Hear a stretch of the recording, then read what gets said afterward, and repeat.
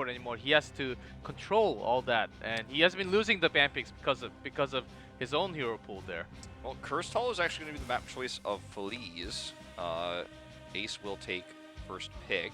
Not a huge surprise, but I guess more of a surprise that Feliz would pick a large map against the playstyle that Falstad-oriented playstyle that we saw from Ace.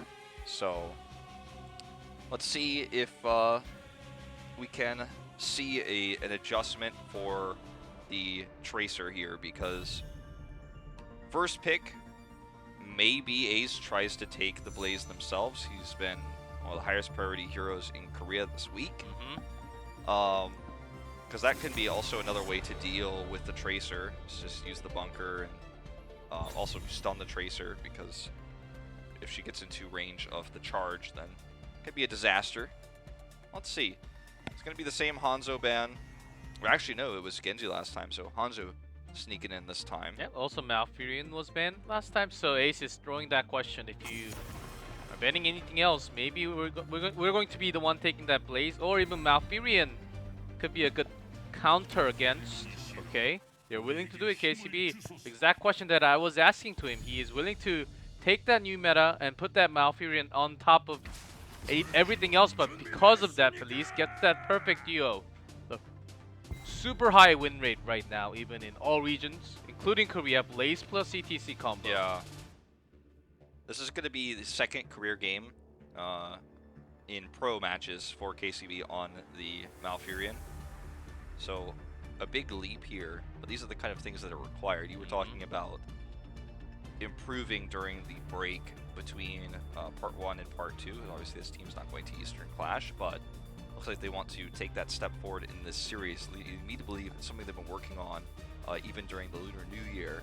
So how do they adjust here? Tracer is available.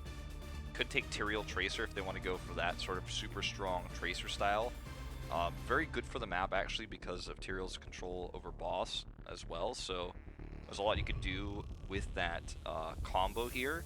You've also then denied Tracer from Frankel. However, Tracer players on Ace not as good. So it's going to be Malthael, Greymane. They're taking a totally different approach.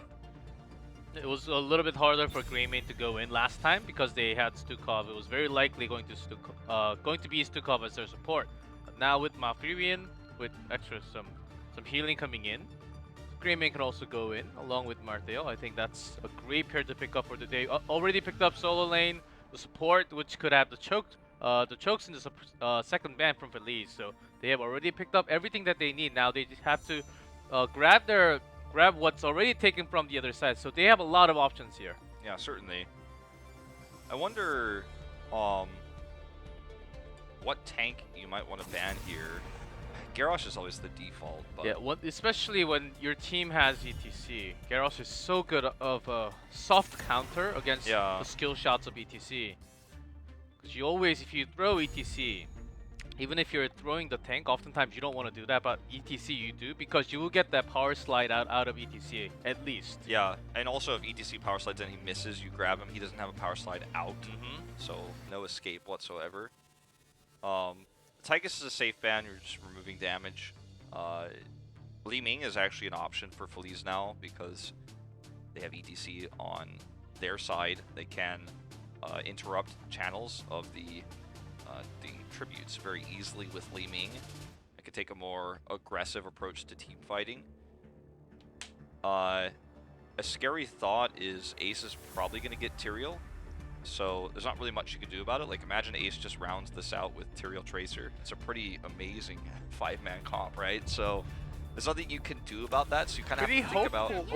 Well, you could steal it. I suppose that's one way to do it, to prevent them from getting Tracer. Oh, look at the slump of the chair. I think this was the... Oh, we're definitely getting Tracer Tyrael at the end of this comp. Kind of thought process, but not happening anymore. Well, let's see, they already have solo. Lane Malthael, Greymane, extra source of damage. Could have been a mage, but with Tracer now, it's going to be tougher. And against the global, and Tehakas are available, but you have already chosen your solo lane already, so you can't really deal with this. You know, you're going to have to land your roots. it's going to be tough. You can still pick Tyrael as a Maybe defensive measure. even a Diablo is not too bad, and they That's actually actually a good point. banned Tychus away, so it can actually fit. It fits the map too. Yeah, you know, that's actually not unreasonable. It's kind of a weird pick that we don't see very often, but I wouldn't be too opposed. I think Tyrael's safer, works with Greymane, boss control, but they're going a little bit crazy. They're going a little bit Blossom on us right now, but we'll see if this works. Of course, it's cursed. They need some range, so it's going to be the Q pokes coming out from Zarya to cancel channeling most of the time. Yeah. I think they needed some kind of a mage as a range, but it's really hard to bring in a mage here. So I think they went back to the old times, and then picked Zarya now. This is very similar style to what we've seen Ballistics run 2016, Blossom earlier in 2017, and obviously Gluck yesterday with the Zarya picks to try to dominate the early game. Zarya is similar to Tyrael in that she can provide some mitigation of damage via shielding while gaining energy. But if you time it correctly, you can prevent a pulse bomb kill. You can get that energy boost for the fight, but I think the early game is going to have to be strong for Ace. I think they can leave Malthael in the top lane and push mid or bottom. But Falstad's on the other side, so there's a lot of ways to kind of run around this. I think Feliz has kind of outdrafted them here. Not that Feliz, yes, they did from the beginning by taking ETC Blaze, but that kind of hinted Ace that they're going to teamfight, but instead they went around and go into the global with a super high mobility tracer again, and Ace trapped themselves here as they have to rotate together with Zarya now. And against the global, against the super mobility comp here, they have the guts too. But at least if they don't want to fight, if they just go global, rotate the other team around, I think they can just win this game without even taking a single kill. They have the better fight for the tribute as well with the ETC Stukov. There's a lot of different things that we can discuss as we go into team fights here. I want to see who's playing what here for Ace. Okay, so Rush is going to be on the Zarya. Witcher's going to play that Malthael. That's normally the only time when Witcher flexes to soul lane is on the Malthael.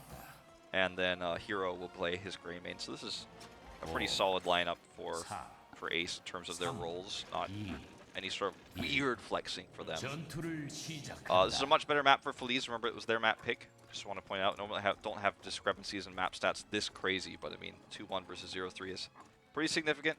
All right, so guessing wrong is Feliz now, so this is going to be a great opportunity for Ace to do a ton of damage in the early game. Kind of the gamble you have to take as Feliz is to split off a little bit, try to find this early. Usually, you get almost a cannon tower when they guess wrong. That's what we see here. We'll eventually get that cannon tower in this early game. Almost a tower, even bringing Farsight misses, but still a great silence, droning out Zarya, who was way too far in the front. That root was actually perfectly placed, just a little bit mistimed. If the root had hit ETC there, it would have been fine.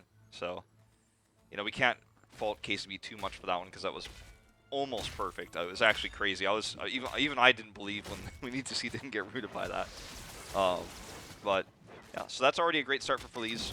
They have a comp that has the ability to pressure and gank with ETC and Tracer with pulse bombs and power slides. This type of play, and they have Falstad, so Falstad can always be split. Ooh, they want to invade in this. So gaming comes, even Blaze is coming down. I think they want to come in.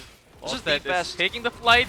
Okay, this is the best invade comp you could ever ask for. And look at that face melt here. Pulse onto Rush. He's got a lot of energy though, and he survives. He's just burning through all that ETC life points here. Hero just gonna barely get out. They get the camp successfully. The pulse bomb target, I think, perhaps misjudged there, trying to kill Zarya, who had full energy, instead of trying to kill the other members that maybe overwhelmed Zarya afterwards. Meant the fight went longer because Zarya is still pretty tanky, and then she just bled through them there. It's a great comp for ganking because you have Falstad who can fly in, you have Blaze, ETC. We talk about this so much, how it's so good, so strong for invading. But Ace makes the Zarya pick work.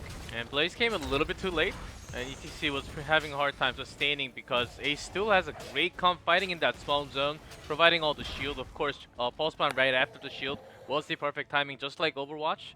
But Feliz, they lacked some more CC, some more damage, and without ETC, they need the CC. And by that time, the temp was already taken from Ace. Nicely done in that choke point. Yeah.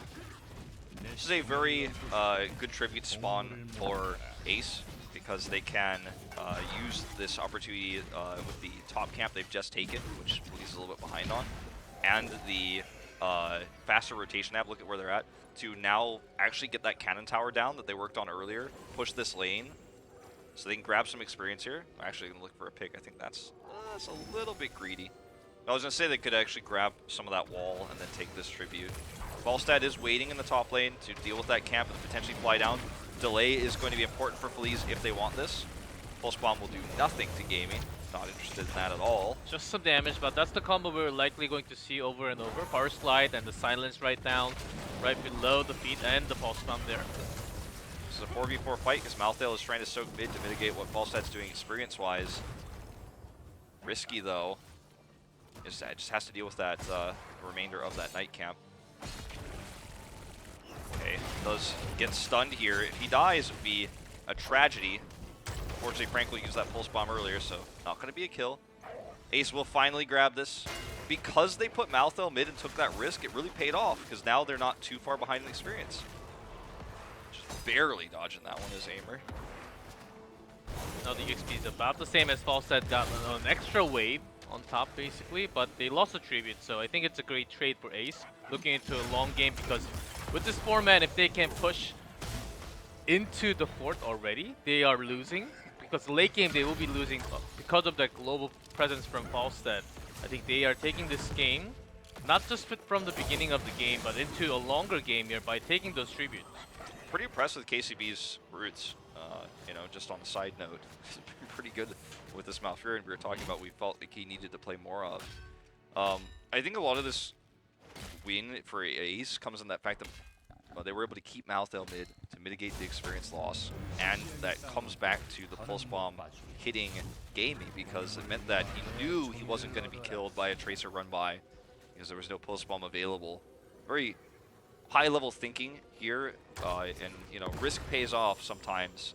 Ace, this is a super favorable tribute spawn for them. They have already Malthael up there with Falstad. It's on blue side of the map. They've got a positional advantage. ETC can't really get in here.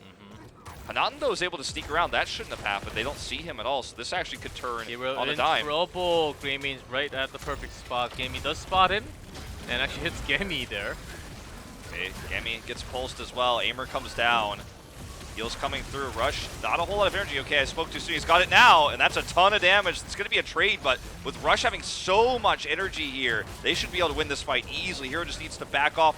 Good silence, though, is going to totally change things. Hey, Hero is super low. Wish he had another cocktail, is what he's thinking right now.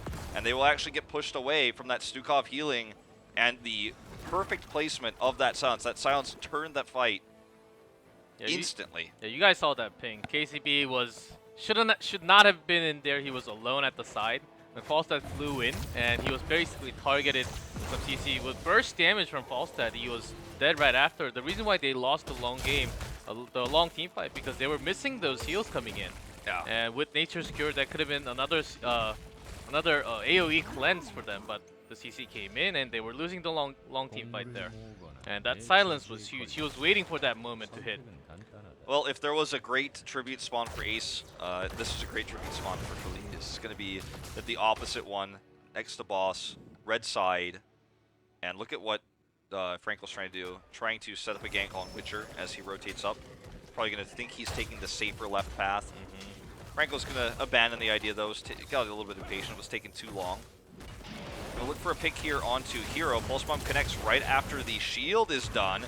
Here's the committed Gust. We're gonna see Tranquility come out right now. Silence as well. KCB in trouble. I don't think he's getting out of this one. Power Slide's gonna grab the shield. Helps keep him alive a little bit longer, but it's not enough. And Rush, despite having full energy here now, finds himself alone. Grenade, not gonna connect. Franco almost has another Pulse Bomb now. There it is. He does, That's and he's gonna get a kill. Wow. So much damage from Tracer alone, and great teamwork. Feliz really just turning this game around with a few good rotations.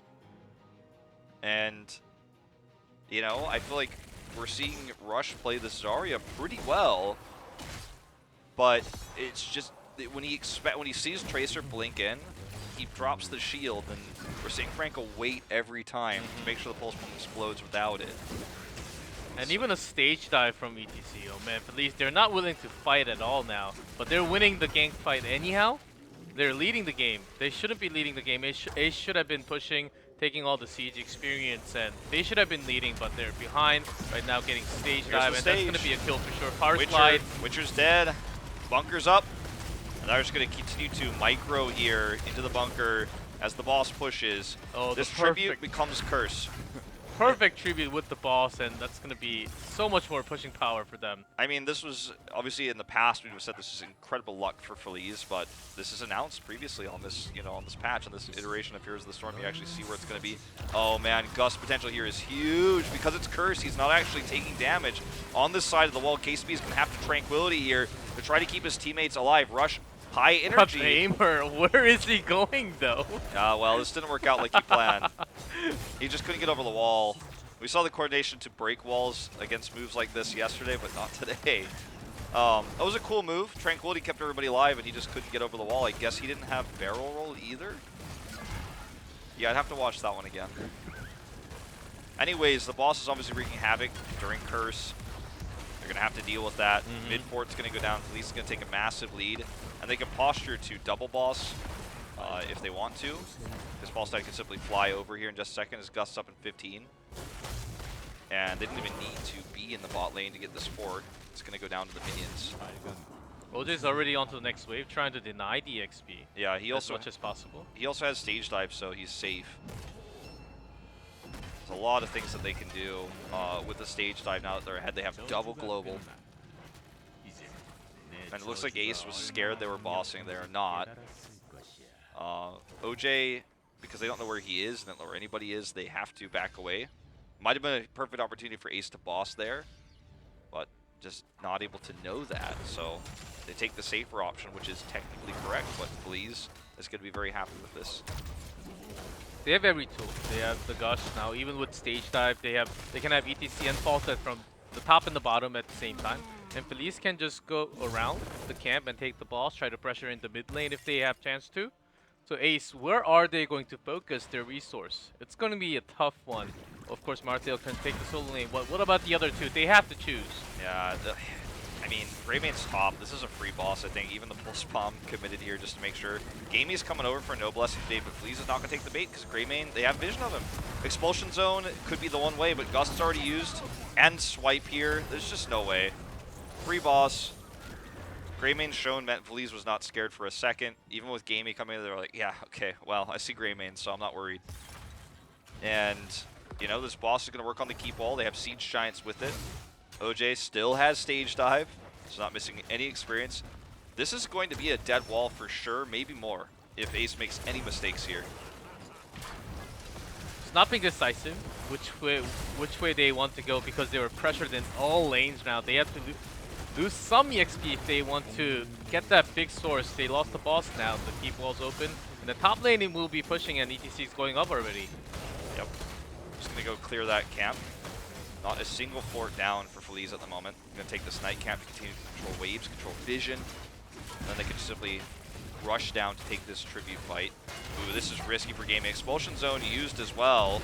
They get the camp, but at a high cost. OJ's angle for his stage dive, not the best.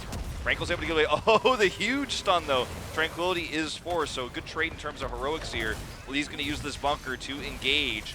I don't know if they really want to commit to this fight though. Silence forces they have everyone 16, away. and a long time fight. It's better for Feliz to build up all the pulse bombs, and Franco will be doing tons of damage, even to Murodin here. Okay, Gaming gets out. This is going to get them the tribute. They have Stukov, they have the bunker, and the longer fight, as you say, with multiple pulse bombs goes their way. This isn't the hugest game-changing tribute fight by any means. They are going to now have to go and clear these mercenary camps, obviously, because we did see OJ, I want to say teleport, but obviously stage dive down, essentially teleport to global. He didn't finally clear that, fully clear that top push.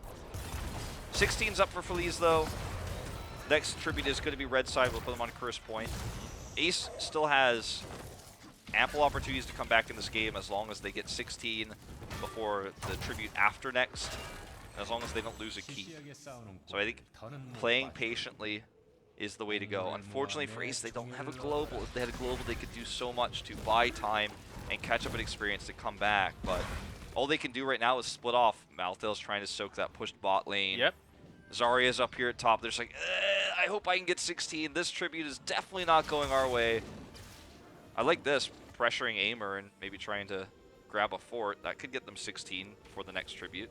Not this one, of course. This one is a lost cause. Well, look at their rotation. They're being safe. They have to be safe because there's Tracer around. They know that's happening. Witcher could not even do one good Tormented Soul because of that lurking arm. That silence would basically kill Marthael when he comes in. So Liu was waiting for that perfect moment. He's always holding in his lurking arm until he knows that he can use it for sure. That's why Witcher cannot go in. He did not show his aggressive move at all. He was waiting for that time, but just holding in. Liu's making this perfect pressure against Witcher, who cannot do anything, just clearing EXP onto the solo lane.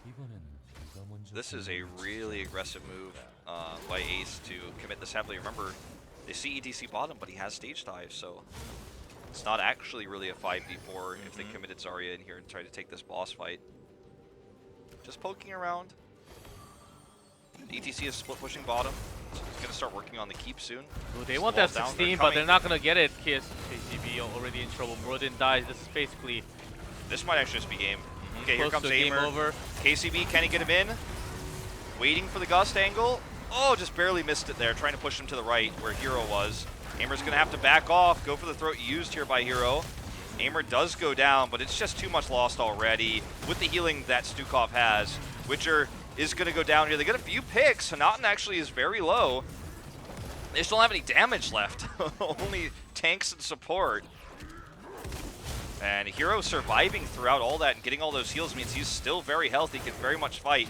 Close call for him, but he does survive. They do have to go over and deal with this Siege Giant push that was set up by OJ earlier. That was almost the game over. If Ace lost that team fight, it was going to be cursed, and at least 2 keeps or even all the way to the core. The Zarya basic attack build basically saved the entire team. Zarya was doing the most damage. Greymane went in after he knew that he could go in after the team fight was already going towards Ace. Also, the trade 2 deaths versus 2 deaths. Ace had the perfect comp. They have insane damage with Greymane, slow heals that are super sustainable with Malfurion, and shields to make sure he survives to get those heals with Zarya. So it was like those are the 3 best heroes Ace could have had left, and they did everything correctly. Rush was the MVP, like you say, to make sure that happened.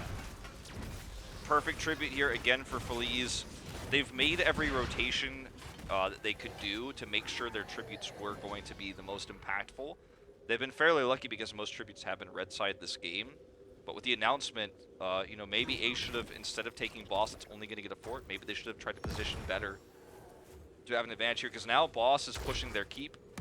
And if they lose this, they're going to lose multiple keeps very likely. So even though they kind of lost that team fight and lost the tribute, even if they give up this curse, unless they lose someone here, and they have all the defensive tools, they have the gust, they have the swipe, and also OJ is coming around. Maybe they actually want to fight. I don't think it's a good idea when they can actually hit 20 and out-rotate them very soon. Yeah, I think they're just going to try to buy time. This keep's going to go down, obviously. Okay, here comes a gust. Not going to commit to the stage dive, though. Good splits here from Ace. Look, notice their positioning. They're making sure they're not going to get hit by 1 power slide. Okay, the core is under attack, but this isn't actually that significant. They should be able to deal with this pretty easily. Goes. Okay, he's going to backdoor this. And here comes, oh, you know what? With Falstad here, I take it back. This is actually quite significant. Even with the curse here, this is, might actually just be game. They can't back. They can't Hearth Home. And Tracer is stopping everyone except for Rush from coming back. That's going to be a core call here. Yeah, that actually is going to be a core call. There you go. Boss in the core actually ends up being quite significant there at the end. And that's going to be a 2-0 lead for Feliz here. I forgot the fact that they could send Falstad, of course, there as well. That is going to be how they end the game. You and I were thinking, well, just play a safer fight, get 20, and they're going to have the advantage with the catapult minions, even if Curse is against them. If that goes the wrong way, but having that potential backdoor, the double global plus boss with curse is going to be enough for you there when no one can hearth home. This is something that clearly Ace did not think about, as I kind of overlooked as well, is you could suddenly actually just go there and kill a core. I really assumed they overlooked it, considering they were prolonging that fight so long, and the threat was always going to be there.